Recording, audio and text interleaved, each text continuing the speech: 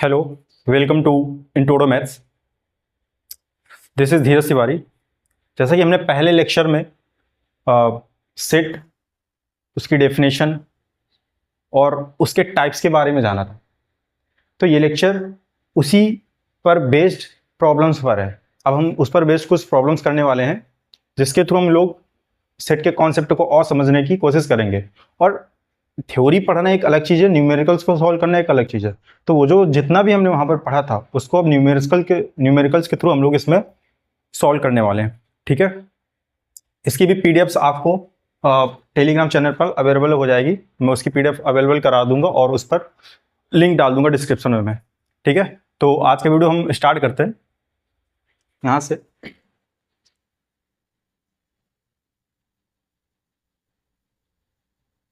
तो जैसा कि हम लोगों ने पढ़ा था, उसमें सेट होता क्या है, ठीक है, और उसमें एक चीज आई थी, आप लोगों की एक साइन आया था बिलोंग्स। इसको हम लोगों ने बोला था बिलोंग्स। ठीक है, ये शो करता है कि उस सेट में एलिमेंट आपका प्रेजेंट है या नहीं। बिलोंग्स, इसको हमने रीड किया था बिलोंग्स। ठीक है, तो इसको ध्यान रखिएगा क्योंकि इसका हम लोग क्वेश्चन में यूज करने वाले हैं। जैसे मैं एग्जांपल ले लूं छोटा सा, 1 2 3 4। क्लियर है, 1 2 3 4। तो मैं अगर ये पूछूं कि क्या इसमें 3 इस सेट में है, बिल्कुल है। देखकर तो लग रहा है। इसको मैथमेटिकली कैसे लिखेंगे, तो हम लिखेंगे 3 बिलोंग्स टू कैपिटल ए। ध्यान दीजिएगा, 3 बिलोंग्स, ना कि ब्रैकेट लगाया मैंने। जो जो एलिमेंट है उसमें 3 बिलोंग्स टू ए। अगर मैं बात करूं क्या इसमें 5 है, तो 5 does not belongs to A. इसको रीड करते हैं डज नॉट बिलोंग्स। क्या रीड करते हैं? Does not belong. ठीक है, does not belong, 5 does not belongs to A. ठीक है, तो इस पर बेस्ड हम लोग क्वेश्चन करने वाले हैं, जिससे कि हमारा थोड़े और कॉन्सेप्ट मजबूत हो जाए। और हम लोगों का पैटर्न भी एक्चुअली यही रहने वाला है कि पहले हम लोग कॉन्सेप्ट रिलेटेड थ्योरी, फिर उसके बाद में न्यूमेरिकल्स हम लोग किया करेंगे। ठीक है, तो पहला क्वेश्चन क्या कह रहा है? पहला क्वेश्चन कि इफ ए, आपको ए गिवन है, if a is equal to 0 1 2 3 4 5 6 7 8 9 and 10, then insert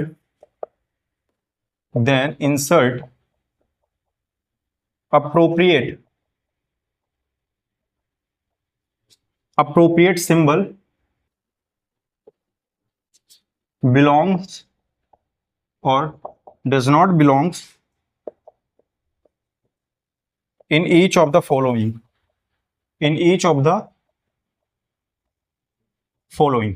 ठीक है, देखते हैं अब इसमें गिवन क्या गया। फर्स्ट आपका पूछता है 4, बीच में ब्लैंक है, इसमें आपको ये साइन पुट करने हैं, बिलोंग्स और डज नॉट बिलोंग्स। ठीक है, ऐसे ही सिमिलरली और भी क्वेश्चन दे रखे हैं, -4 डैश ए। थर्ड क्वेश्चन दे रखा है आपका 12 डैश ए। ठीक है, ऐसा ही -2 डैश ए।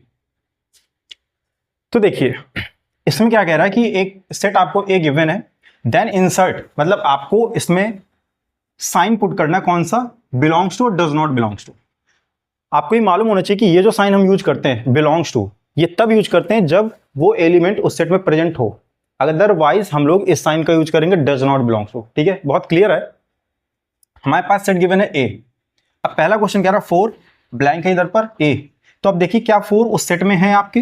ए पर जाइए, कहीं है 4? बिल्कुल है। अगर है तो हम लोग क्या पुट करते हैं? बिलोंग्स का साइन लगा देते हैं। ठीक है, बहुत आसान है, ऐसा कुछ डिफिकल्ट टाइप का नहीं है, बिलोंग्स।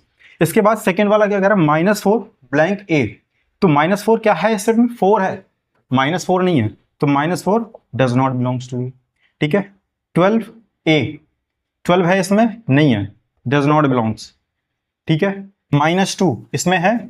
नहीं है, डज नॉट बिलोंग्स टू। मैं बात करूं 7 ए है, 7 है कि नहीं है? Belongs to. ठीक है, तो बहुत सिंपल होता है, जो एलिमेंट सेट में है उसमें हम बिलोंग्स का साइन यूज कराएंगे, और जो सेट में नहीं है उसमें हम डज नॉट बिलोंग्स का यूज करते हैं। क्लियर है? इसका दूसरा क्वेश्चन ऐसा ही। ठीक है,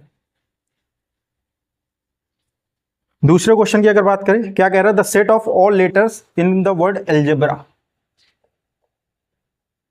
ALGEBRA कह रहा है find the set of all the word in set of all the letter in the word algebra. मतलब एल्जेब्रा में जो जो लेटर यूज करे गए हैं उन सबका आप सेट बनाइए। बहुत सिंपल है। क्या बनेगा सेट भाई? ए यूज किया गया है, बट ध्यान से देखिएगा, हमने ये बताया था कि सेट में जो भी एलिमेंट्स आप पुट करते हैं वो कॉमा के थ्रू सेपरेट किए जाते हैं। तो ए, अगला लेटर एल, अगला लेटर जी, नेक्स्ट ई, फिर बी, फिर आर। अब क्या यहां पर ए लिखेंगे? मैंने कहा था कि रिपीटिशन का कोई सेंस नहीं होता सेट में। ए आपका ऑलरेडी आ चुका है। अगर आपसे कोई पूछे क्या आप इस एल्जेब्रा का ए इस सेट में है, बिल्कुल है, क्योंकि आप इनमें डिस्टिंग्विश नहीं कर पाएंगे एलिमेंट में। ठीक है, तो ये हमने यहां से ब्रैकेट किया क्लोज, और ये हमारा कंप्लीट आंसर। क्वेश्चन कह रहा था कि जो लेटर्स हैं एल्जेब्रा में उनका आप सेट बनाइए, तो मैंने उन्हीं का सेट बनाया। ठीक है, क्या बनाया? ALGEBR। ए लगाने की जरूरत नहीं क्योंकि 2 बार आ जाएगा, और ऐसा है नहीं कि अगर आप लिख दे तो गलत हो जाए, बट उसका कोई सेंस नहीं बनता, रेपिटेशन का कोई मतलब नहीं सेट में। ठीक है, तो ये हमारा आंसर हो गया। नाउ अगला क्वेश्चन देखते हैं हम लोग। क्वेश्चन नंबर 3 क्या कह रहा है? The set of squares of integer, the set of squares of integer, the set of square of integers. Video को पॉज करके थोड़ा अपने आप से सोचिएगा कि इसका आंसर होगा क्या। ठीक है, फिलहाल मैं इसमें बताता हूं कि the set of square of integers.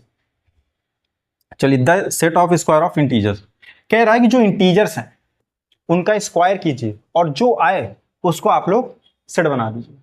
तो इंटीजर्स क्या होता है? बेसिकली मैंने बताया था कैपिटल जेड से डिनोट करते हैं इंटीजर्स को। इसमें एलिमेंट क्या क्या आते हैं भाई साहब आपके? इसमें आते हैं -∞ से चलता रहेगा -3, -2, -1, 0, 1, 2, 3 एंड सो ऑन। इसमें पॉजिटिव भी होते हैं, नेगेटिव भी होते हैं, और जीरो भी इन्वॉल्व होता है इसमें। ठीक है, बट कह रहा है कि द सेट ऑफ स्क्वायर, यानी कि स्क्वायर करना है हमको इंटीजर्स का। तो एक बात बताइए, अगर हम 1 का स्क्वायर करें तो 1 आने वाला है, -1 का स्क्वायर करें तब भी 1 आएगा, स्टिल 1। ठीक है, नाउ 2 का स्क्वायर 4, -2 का स्क्वायर इज ऑल्सो 4। कहने का मतलब ये कि यहां पर plus minus same number gives the square of same number, plus minus after squaring we get same result. ठीक है, 0 का स्क्वायर करेंगे क्या आएगा आपका? 0 है। तो वो यही तो कह रहा है, इनका स्क्वायर करने के बाद जो एलिमेंट मिल रहे हैं आपको उनका सेट बनाना है आपको। तो आंसर क्या बन जाएगा आपका भाई? आंसर बन जाएगा, अब आप बताइए, 0 का स्क्वायर करेंगे क्या आएगा? 0 है। -1 का स्क्वायर किया और 1 का स्क्वायर किया, क्या आया? +1 आया। फिर 2 का स्क्वायर करा 4 आया, और -2 का स्क्वायर करा 4 आया। बिल्कुल सही। 3 का स्क्वायर करेंगे 9 आ जाएगा। इसी तरह -3 का करेंगे, इसी तरह 4 का कीजिए 16 आ जाएगा, -4 का करेंगे फिर भी 16 आ जाएगा, 25 एंड सो। और इससे अगर इस सेट की अगर आपसे कोई कार्डिनलिटी पूछता है कि ये सेट मतलब फाइनाइट है इनफाइनाइट है, कार्डिनलिटी तो नहीं बताएंगे क्योंकि ये फाइनाइट नहीं है, ये क्या है? सेट आपका इनफाइनाइट है। क्यों? क्योंकि यहां पर एलिमेंट कभी रुकने वाले हैं नहीं, चलते रहेंगे हमेशा। ठीक है, फाइनाइट मैंने बताया था जहां पर आपको ऐसा नेचुरल नंबर मिल जाए जहां से आपके सारे एलिमेंट सेट के एलिमेंट या उसकी काउंटिंग एग्जॉस्ट हो जाए, ऐसा तो हो नहीं रहा, फाइनाइट है नहीं, that's why it is infinite set. ठीक है, जितना मैंने फर्स्ट लेक्चर में कराया था सारा कुछ यहां रिलेट कराऊंगा क्वेश्चन के थ्रू। ठीक है, इनफाइनाइट सेट। चलिए बहुत बढ़िया। इसके आगे अगला क्वेश्चन हम लोग देखते हैं, क्वेश्चन नंबर 4। तो इसको पढ़ने के पहले आप लोग लेक्चर 1 जरूर देखिएगा, क्योंकि तभी आप क्वेश्चन को रिलेट कर पाएंगे एक्चुअली में चल क्या रहा है। क्वेश्चन नंबर 4, क्वेश्चन क्या कह रहा है? 4, describe the following set in set builder form. Set builder form में आपको लिखना है, सेट बिल्डर फॉर्म। राइट, पहला क्वेश्चन क्या है आपका? First, the set of reciprocals of natural numbers. Set of reciprocals of natural number. ध्यान दीजिएगा कौन सा सेट एक्चुअली में यूज कर रहे हैं, ऑफ नेचुरल नंबर। ठीक है, कह रहा है इसका सेट बिल्डर फॉर्म लिखना है आपको। सेट बिल्डर फॉर्म होता क्या है, पहले तो ये मालूम होना चाहिए। सेट बिल्डर मैंने बताया था कि हम लोग सेट लिखते समय सिर्फ रूल का यूज करते हैं, उसमें एलिमेंट लिस्ट नहीं करते। दो तरह के फॉर्म बताए थे मैंने सेट को रिप्रेजेंट करने के, एक था रोस्टर फॉर्म या listing method, and second one is set builder form. तो set builder form set of reciprocal, reciprocal का मतलब होता है कि अगर आपके पास में ए कोई नॉन जीरो नंबर है, ठीक है, तो उसको आप 1/a लिख दीजिए, वो आपका क्या हो जाएगा, रेसिप्रोकल हो जाएगा। बड़ा सिंपल। चलिए, मैंने कहा नॉन जीरो होना चाहिए, ए जीरो नहीं होना चाहिए आपका। अगर जीरो होगा तो वो डिफाइन नहीं होगा, फिर आपका A not equal to zero, then we can write 1/a for the reciprocal. ठीक है, तो इसका सेट क्या बन जाएगा भाई, इसका सेट बन जाएगा x सच दैट, अब ये जो x है किस तरह का एलिमेंट होगा, रेसिप्रोकल होगा, तो x इक्वल टू 1/n। और n, ये जो स्मॉल n लिखा ये कहां से बिलोंग करेगा, आपका नेचुरल नंबर से, तो n belongs to natural number. यहां पर मैंने रिस्ट्रिक्शन नहीं लगाई है n इक्वल टू जीरो पर, क्योंकि नेचुरल नंबर में आपका जीरो नहीं आता है, जीरो आपका होल नंबर में आता है। नेचुरल नंबर की जो स्टार्टिंग होती है वो 1 से होती है, इसलिए मैंने यहां पर स्मॉल n पे कोई रिस्ट्रिक्शन नहीं लगाई है। तो ये आपका रिक्वायर्ड आंसर हो जाएगा। ठीक है, इसके बाद सेकेंड क्वेश्चन की मैं बात करूं, क्या कह रहा है, the set of all odd natural numbers, the set of all odd natural number, चलिए, the set of all odd natural number. अच्छा, ऑड नंबर क्या होते हैं, जो 2 से डिवाइड ना हो उनको हम लोग ऑड बोल देते हैं। तो नेचुरल नंबर अगर आप ध्यान से देखें 1 2 3 और ऑड बोल दे तो 1 3 5 7 9 ऐसे ही चलता रहेगा। ठीक है, बट उसको हम लोगों को सेट बिल्डर फॉर्म में लिखना, लिस्ट नहीं करना। तो देखिए x कैसा है, सच दैट, इस तरह से है कि x equal to 2n-1 and n belongs to capital N। Natural number को हम लोग कैपिटल N लिख रहे हैं यहां पर। अब यहां पर आप ध्यान से देखिए, ये जो रूल बन गया हम लोगों का, x equal to 2n-1, odd number लिखने का तरीका है ये 2n-1, अभी इवन का भी आएगा 2n-1। अब इसमें पता कैसे चलेगा कि एक्चुअली में ऑड नंबर लिखे भी हैं कि नहीं लिखे हैं, तो इसको चेक करने का तरीका है, वेरीफाई कैसे करेंगे इसको, कि जो n belongs to capital N आपने लिखा है, आप इसको वेरीफाई करा लीजिए। ओपन कीजिए, n equal to 1 2 3 4 5 and so on. ठीक है, 1 बाई 1 हम इसमें रखेंगे वैल्यू और देखते हैं कि एक्चुअली में मिलता क्या है। हमने एक्सप्रेशन लिखा है 2n-1, जब इसमें हम लोग n इक्वल टू 1 डालेंगे तो क्या मिलेगा, यहाँ पर 2-1 दैट इज 1, ऑड है बिल्कुल। यहाँ पर n इक्वल टू 2 पुट करें, इसी पर ये जो एक्सप्रेशन मैंने लिखा 2n-1, तो 2 into 2 that means -1, 4-1 that is 3।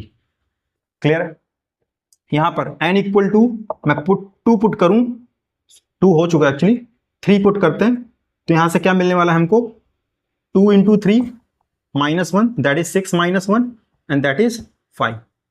तो क्या मिला हमको, 6-1 इक्वल टू 5। और देखिए अगर ध्यान से, तो पहले 1 मिला, फिर 3 मिला, फिर 5 मिला, and all these numbers are odd number. ठीक है, तो ये जो मैंने लिखा 2n-1, ये क्या है आपका ऑड नंबर। एक्चुअली याद भी कर लीजिएगा, क्योंकि ये बहुत से क्वेश्चंस में यूज होता है डायरेक्ट, इवन नंबर का फॉर्मेट कैसा होता है, ऑड नंबर का फॉर्मेट कैसा होता है, तो ये आपका रिक्वायर्ड आंसर हो जाएगा। ठीक है, इसके बाद क्वेश्चन नंबर नेक्स्ट क्या कह रहा है भाई, अगला क्वेश्चन देखिए, अगला क्वेश्चन कह रहा है the set of all integers whose cube is an even integer. देखिए, the set of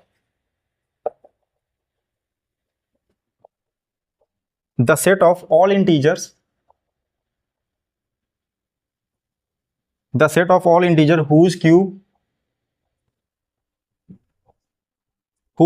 is an even integer, is an even integer।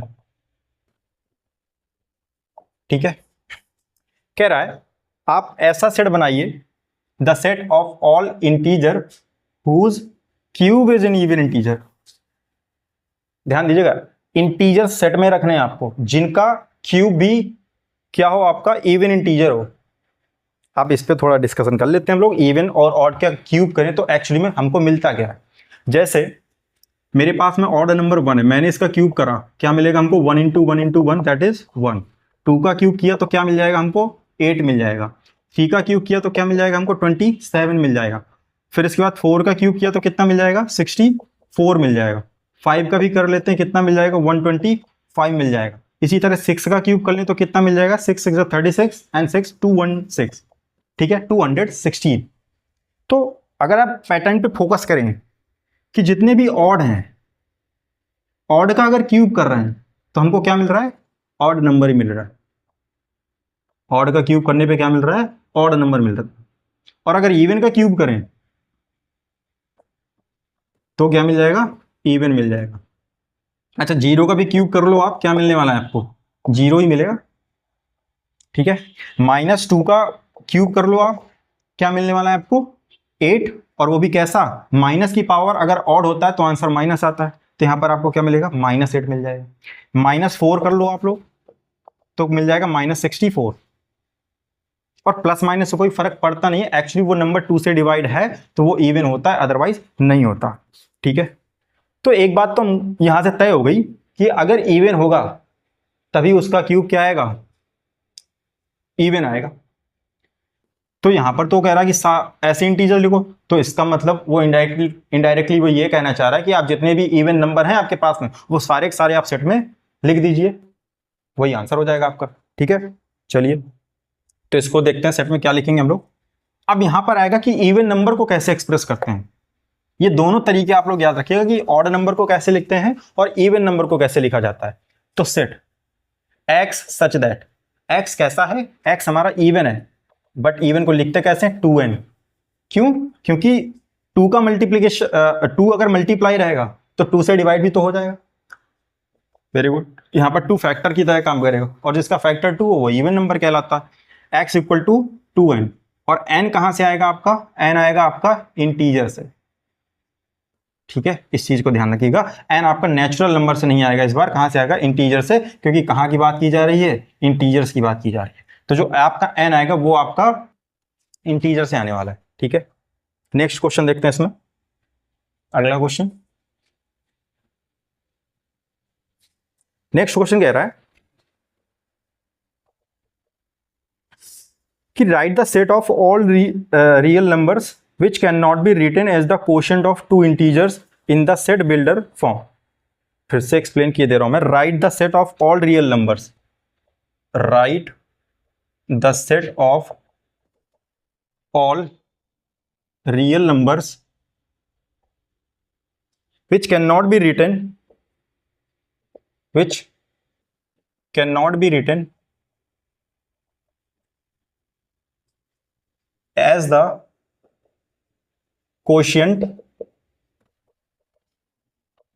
as the quotient of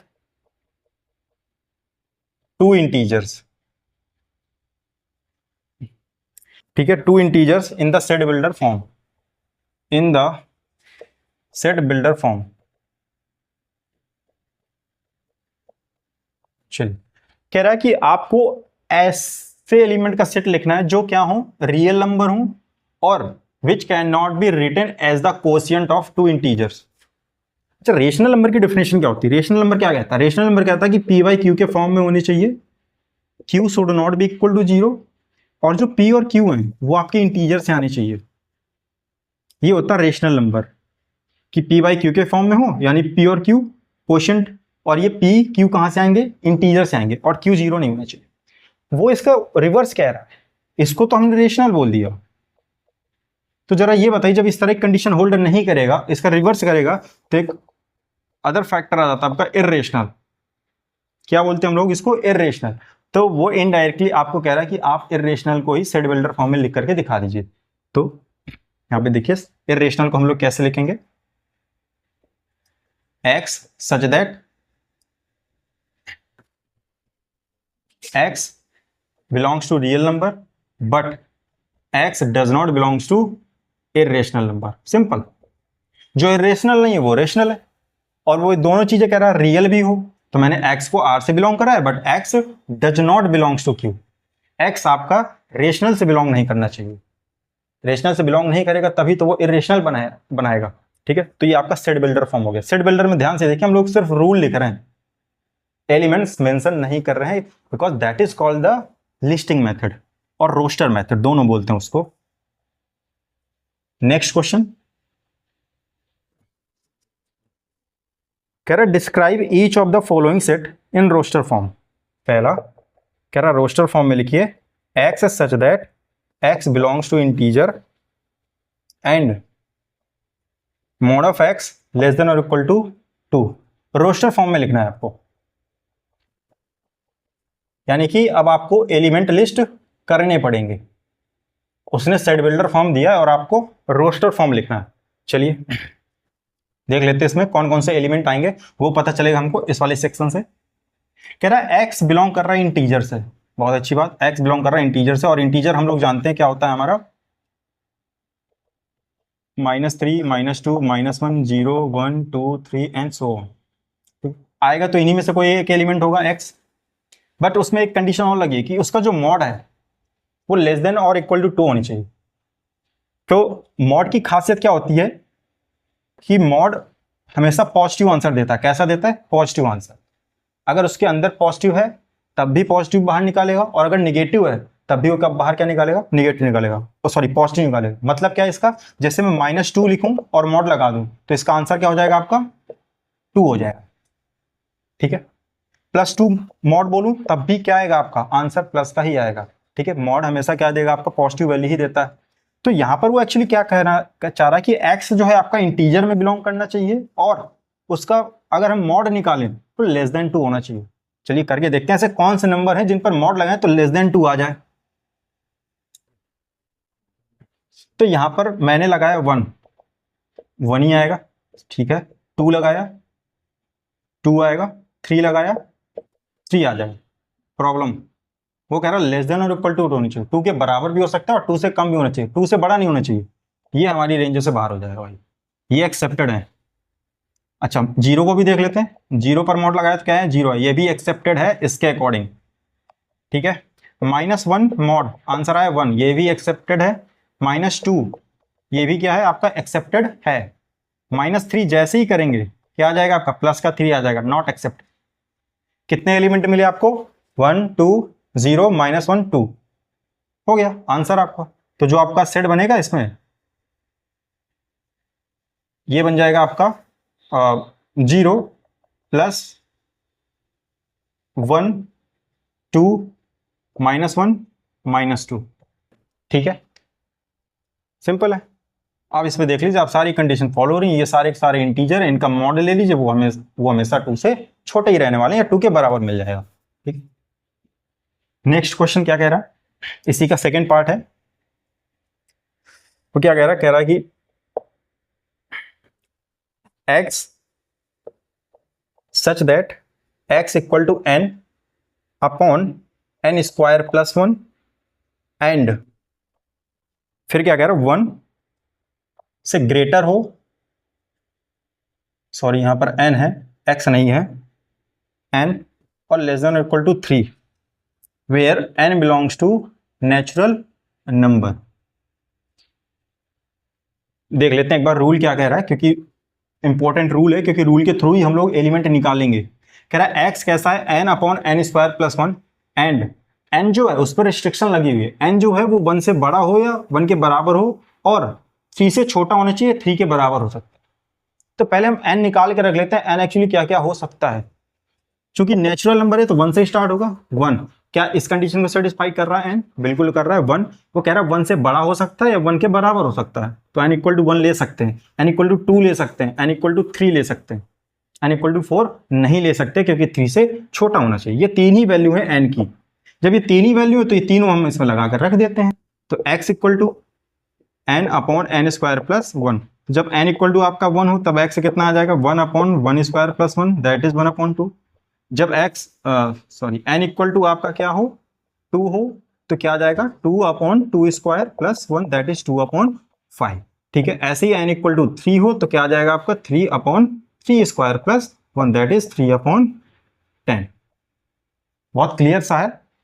तो सेट बन जाएगा आपका। यहाँ पर जो लिस्टिंग मेथड है, जो रोस्टर फॉर्म लिखना है हमको, वो ये है कि n इक्वल टू 1 के लिए 1/2 आया, इसके लिए 2/5 आया और उसके लिए 3/10 आ जाएगा, तो 3/10 भी हो गया हमारा।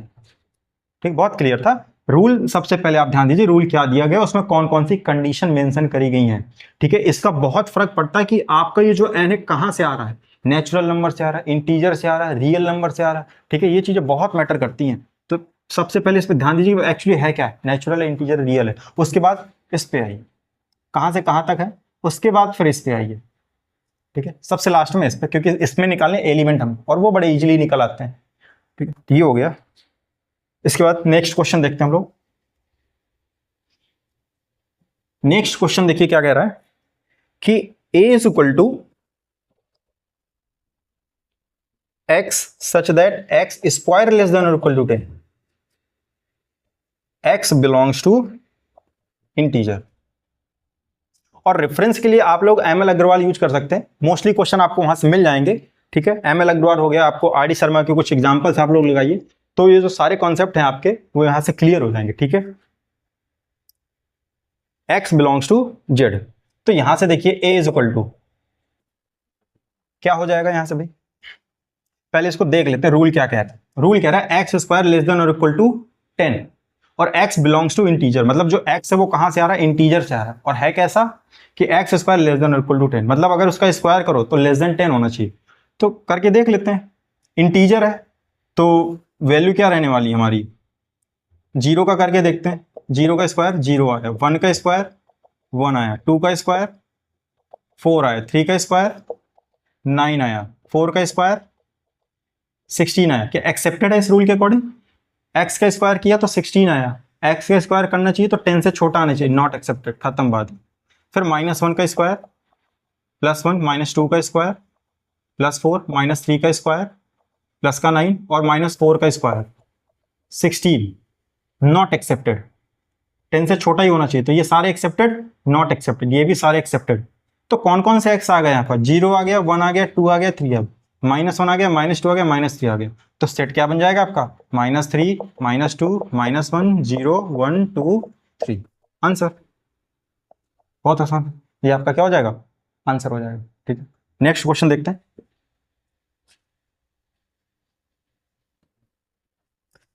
अगला क्वेश्चन कह रहा है which of the following sets are empty set, empty, singleton, finite, infinite, ये सारा पहले लेक्चर में आपको बताया गया था, और पहला लेक्चर आप लोग देखिएगा, फिर इसके बाद ये क्वेश्चंस लगाइएगा, और ये सारे क्वेश्चंस आपको पीडीएफ में मैं अवेलेबल करा दूंगा टेलीग्राम पे।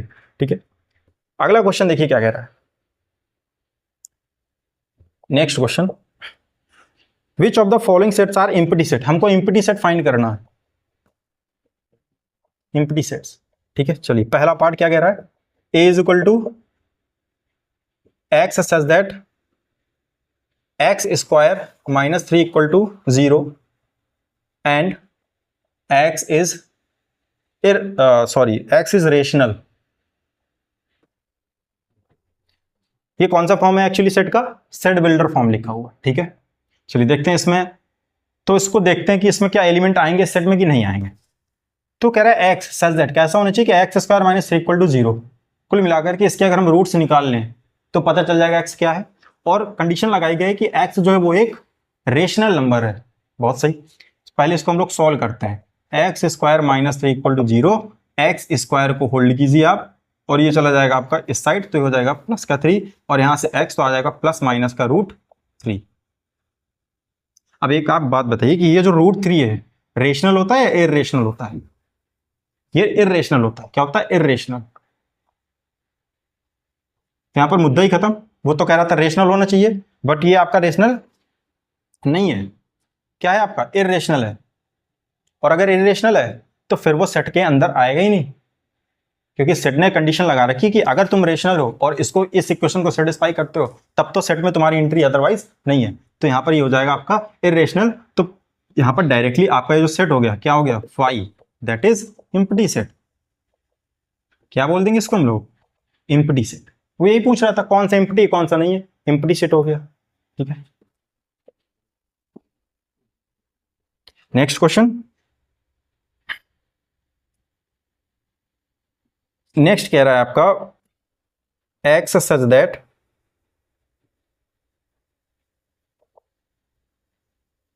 4 लेस देन एक्स 5 और x belongs to natural number. बताइए कितना आसान दे दिया इसने।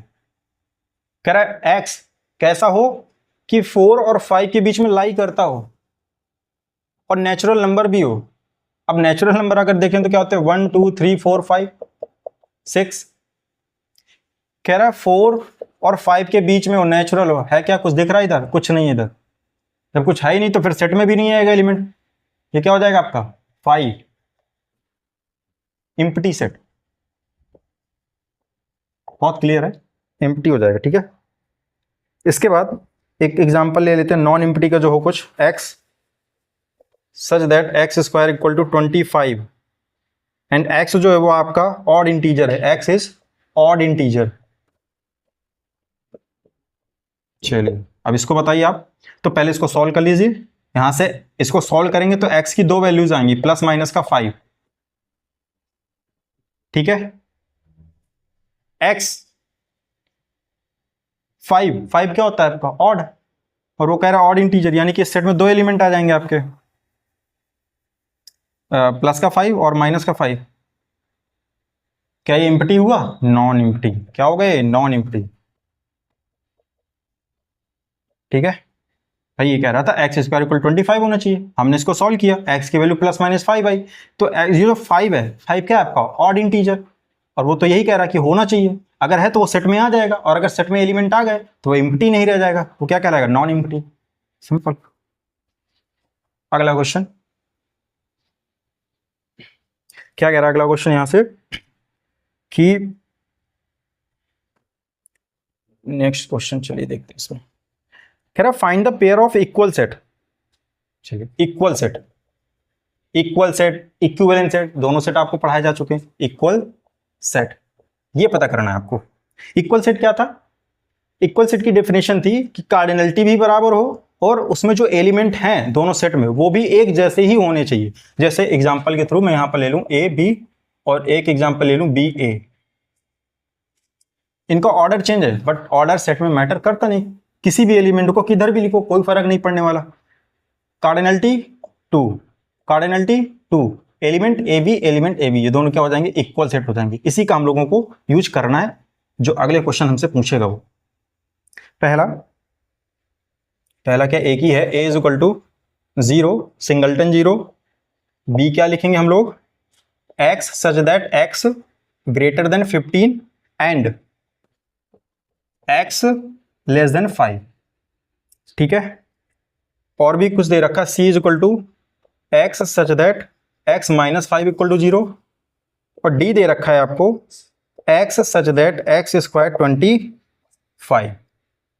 ठीक है, अब इनको आप एनालाइज कीजिए और इसमें से बताइए कौन किसके बराबर है। नहीं है तो नहीं है, अगर है तो फिर बताइए कि क्या है। चलिए इसमें तो बड़ा क्लियर है, A is equal to singleton 0, इसके एलिमेंट हमको साफ साफ दिख रहे हैं, कोई दिक्कत नहीं।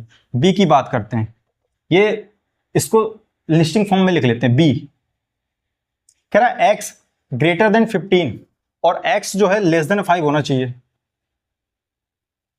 सही लिखा है एक्चुअली में, एक्स क्या लिखा है मैंने? एक्स ग्रेटर देन 15 होना चाहिए और एक्स लेस देन 5 होना चाहिए। तो भला ऐसा पॉसिबल है कि कोई नंबर 15 से बड़ा हो और 5 से छोटा हो? नो, इम्पॉसिबल कि x 15 से बड़ा हो और 5 से छोटा हो।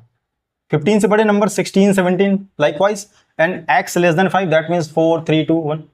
ठीक है, इम्पॉसिबल। तो ये क्या हो जाएगा आपका इम्प्टी सेट हो जाएगा। क्या हो जाएगा? बी आपका इम्प्टी सेट हो, इसमें एलिमेंट ही नहीं है, चेक करने की जरूरत नहीं है। x कह रहा है x माइनस 5 इक्वल टू 0, ये आपकी लीनियर इक्वेशन दे रखी है, इसको आप सॉल्व करेंगे तो यहां से क्या मिलेगा आपको? x equal to 5, simple. तो इसमें एक ही एलिमेंट आने वाला है, दैट इज ओनली 5।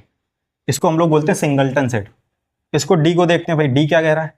डी कह रहा है एक्स स्क्वायर इक्वल टू 25। ये अभी अभी सॉल्व करी हम लोगों ने, एक्स स्क्वायर इक्वल टू 25। तो इसकी वैल्यू क्या आई थी? एक प्लस का 5 आया था और एक माइनस का 5 आया था, इसमें दो एलिमेंट आ गए। अब ढूंढिए इसमें कौन सा पेयर किसके बराबर है। अगर कहीं ऐसा मिलता है तो अच्छी बात है, अदरवाइज नहीं है। और कुछ इसमें छूट रहा है क्या?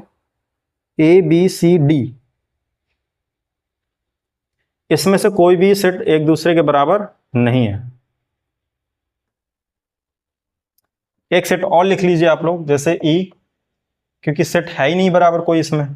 ई मैं ई दिए दे रहा हूं यहां पर कुछ 5 कॉमा -5, ठीक है, 5 कॉमा -5, ये आप ऐसे सिर्फ 5 लिख लीजिए क्योंकि इसमें एक सेट छूट गया है लिखना। E is equal to singleton 5, ठीक है। तो यहां से क्या हो जाएगा आपका, ए पहले देखिए, ए कहाँ है, सिंगलटन 0, क्या ए जैसा कोई सेट है इधर पर, नहीं है।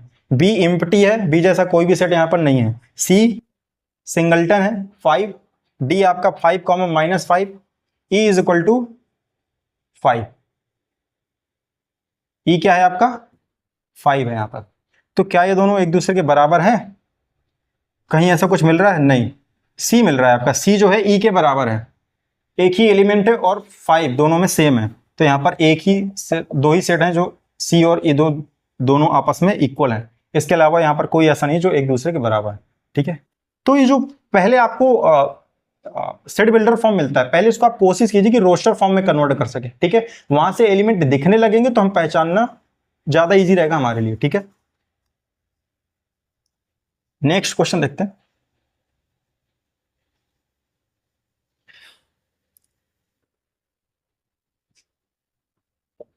अगला क्वेश्चन क्या कह रहा है state which of the following sets are finite and infinite.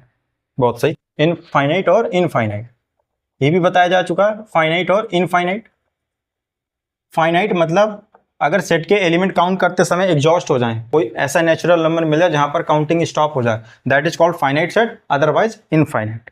तो पहला a is equal to x such that x belongs to integer and x square -5x plus 6 equal to 0। चलिए बताइए इसको ये फाइनाइट है कि इनफाइनाइट है। तो कह रहा है ये सेट बिल्डर फॉर्म लिखा हुआ है, x belongs to z and x square -5x plus 6 equal to 0। अब चूंकि यहां पर एक क्वाड्रेटिक इक्वेशन दे रखी है तो इसको हमें सॉल्व करना पड़ेगा, जो रूट्स आएंगे जो इसको सेटिस्फाई कर रहे होंगे वही इधर आएंगे भी। चलिए देखते हैं इधर, तो x square -5x plus 6 equal to 0, इसको सॉल्व कैसे करते हैं, एक्स स्क्वायर, इसको ब्रेक कीजिए तो -3x और -2x में ब्रेक हो जाएगा, प्लस 6 इक्वल टू 0 हो जाएगा। यहां से आप x कॉमन करेंगे तो x -3, यहां से आप -2 कॉमन करेंगे that is x -3 also and 0। Now whole से आप कॉमन करेंगे x -3 तो आपका मिल जाएगा x और माइनस का 2, सिंपल एंड 0। यहां से दो वैल्यूज आई आपकी, एक x इक्वल टू 3 और एक x इक्वल टू 2, ठीक है।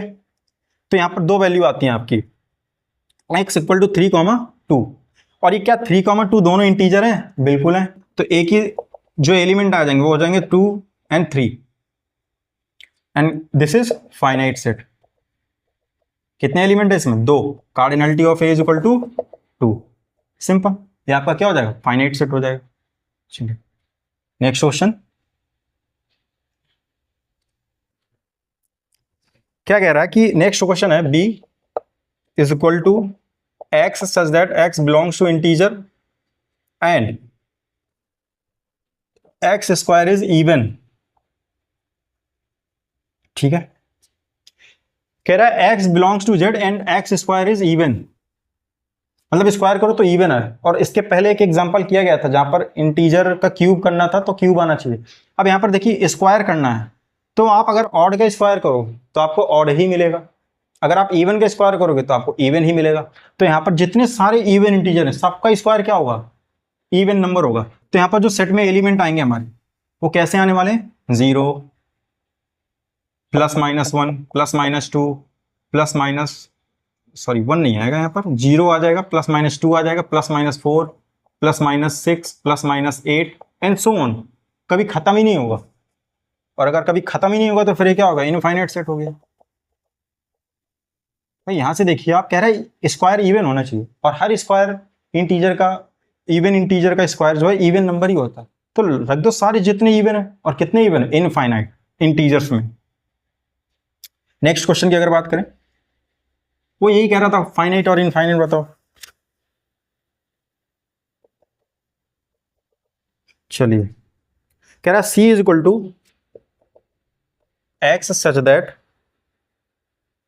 क्या है, x such that x belongs to z and x square equal to 36 finite है या इनफाइनाइट है? तो इसको सॉल्व कीजिए पहले, हर बार यही कर रहे हैं हम लोग। एक्स स्क्वायर इक्वल टू 36, अब तो आदत हो गई होगी सॉल्व करने की। एक्स स्क्वायर इक्वल टू 36, तो एक्स की वैल्यू आ जाएंगी प्लस माइनस का 6, दो वैल्यू आई +6 और -6, और दोनों ही इंटीजर, यानी कि सी में दो एलिमेंट आ जाएंगे 6 और -6, and that is finite set, cardinality 2। चलिए अगला क्वेश्चन है आपका,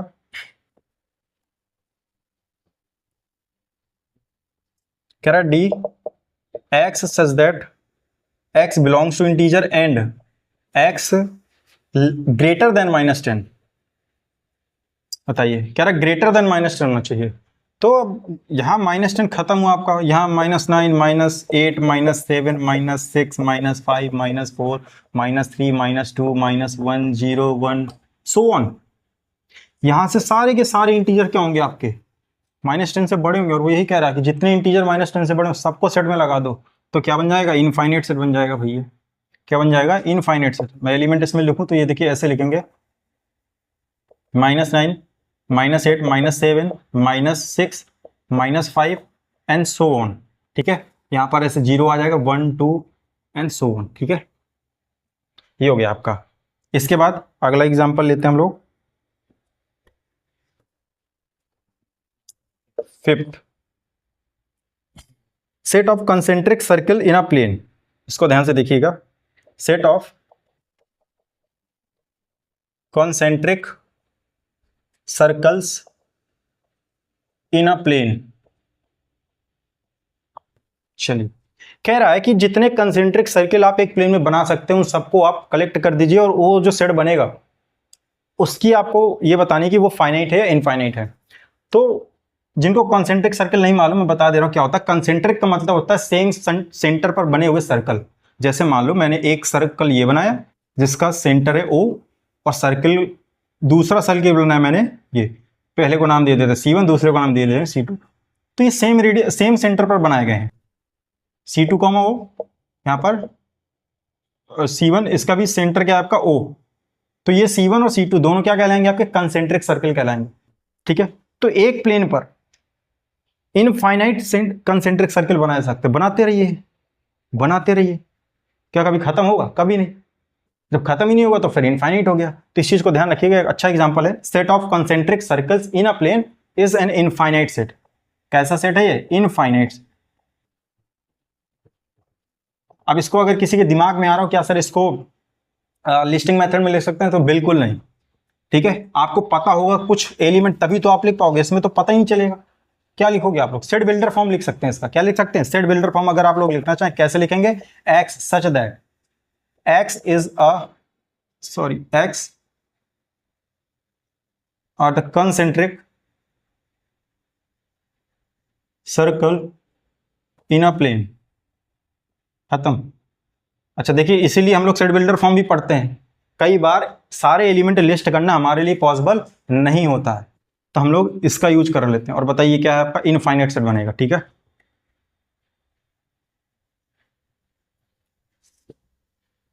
चलिए अगला क्वेश्चन है आपका, क्वेश्चन नंबर 10। यहां पर देखेंगे हम लोग, सो that the set of letters, so that the set of letters needed to spell cataract, CATARACT, and the set of letters needed to spell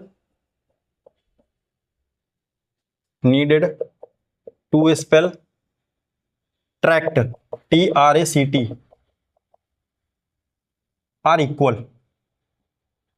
चलिए क्वेश्चन एक बार पढ़ लेते हैं ध्यान से, क्या कह रहा है एक्चुअली में। क्वेश्चन कह रहा है कि so that the set of letters needed to spell, मतलब कैटरैक्ट को बोलने के लिए जिन लेटर्स का आप यूज करते हैं उनसे बनने वाला जो सेट है, और set of letters needed to spell tract, और जो ट्रैक्ट को बोलने के लिए आप जिन लेटर्स का आप यूज करते हैं उनसे बनने वाला सेट दोनों आपस में कैसे हैं, इक्वल होंगे, ये आपको शो करना है।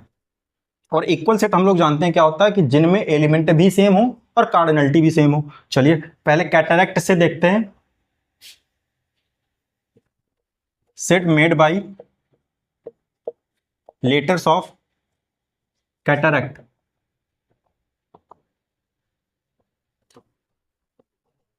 चलिए इसको मान लेते हैं A1, ठीक है।